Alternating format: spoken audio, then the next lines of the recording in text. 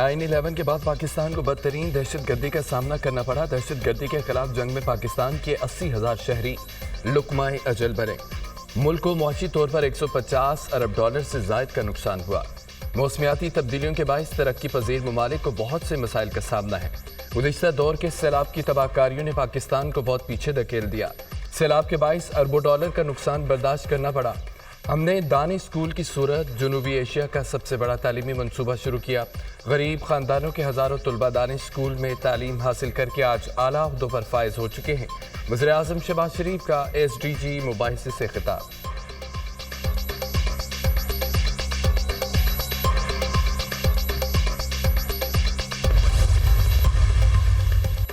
امریکی صدر کا غزہ میں جنگ بندی معاہدے کی فوری ضرورت پر زور۔ غزہ میں شہری اور یرغمالی ہولناک لمحات سے گزر رہے ہیں۔ غزہ میں جنگ بندی اور یرغمالیوں کی گھر واپسی کی ڈیل فائنل کرنے کا وقت آ گیا۔ اس جنگ کو ختم کرنے کا یہی صحیح وقت ہے۔ مسئلہ فلسطین کا صرف 2 ریاستی حل ہے۔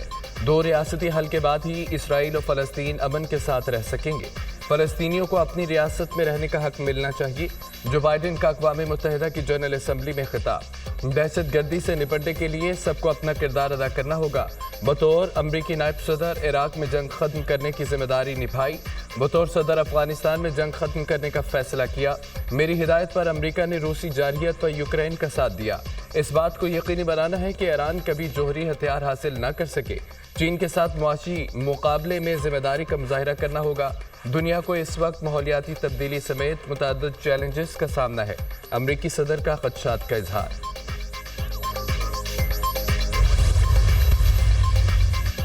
فلسطینیوں کے خلاف اجتماعی صدا بلا جواز ہے۔ غزہ کو مسلسل خوفناک صورتحال کا سامنا ہے۔ شہری بھوک کا شکار ہے۔ تشدد میں اضافے سے لبنان میں بھی جنگ کے دہانے پر ہے۔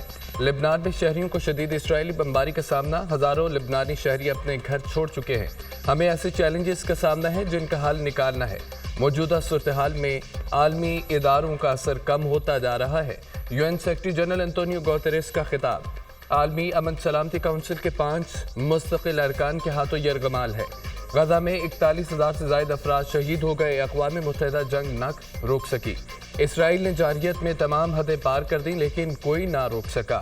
اسرائیلی فوج نے خواتین و بچوں پر مظالم کی داستان رقم کی۔ سلامتی کونسل بتائے وہ جنگ بندی میں ناکام کیوں ہے۔ ترک صدر رجب طیب اردوان کا جنرل اسمبلی سے خطاب۔ اقوام متحدہ کی جنرل اسمبلی کا 79واں اجلاس وزیر اعظم شہباز شریف کی افتتاحی سیشن میں شرکت۔ خواجہ آصف عطا تارڑ، خالد مقبول صدیقی، طارق فاطمی بھی ہمراہ۔ وزیر اعظم شہباز شریف اور مالدیپ کے صدر محمد موئیزو کے درمیان ملاقات۔ دونوں رہنماؤں کا دیرینہ تعلقات کے فروغ پر زور۔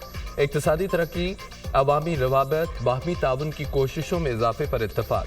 دونوں رہنماؤں کا خطے کے امن، خوشحالی اور استحکام کے لیے مل کر کام کرنے کے عزم کا اظہار۔ وزیر اعظم کا 27 ستمبر کو اقوام متحدہ کی جنرل اسمبلی سے خطاب شیڈول۔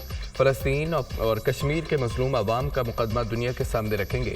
وزیر اعظم UN سیکرٹری جنرل اور دیگر عالمی رہنماؤں سے ملاقاتیں کریں گے۔ وزیر اعظم کی IMF حکام کے ساتھ بھی ملاقاتیں متوقع۔ پاکستان کی لبنان کے خلاف اسرائیلی جارحیت کی شدید مذمت۔ اسرائیلی عمل خطرناک ہے۔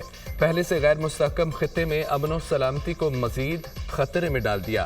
لبنان کے خلاف جارحیت کا اسرائیلی عمل اقوام متحدہ کے چارٹر اور عالمی قوانین کی سنگین خلاف ورزی ہے۔ عالمی برادری اسرائیل کی خطرناک مہم جوئی، جارحیت اور نسل کشی کی کارروائی روکنے کے لیے فوری اقدامات کرے۔ پاکستان کا مطالبہ۔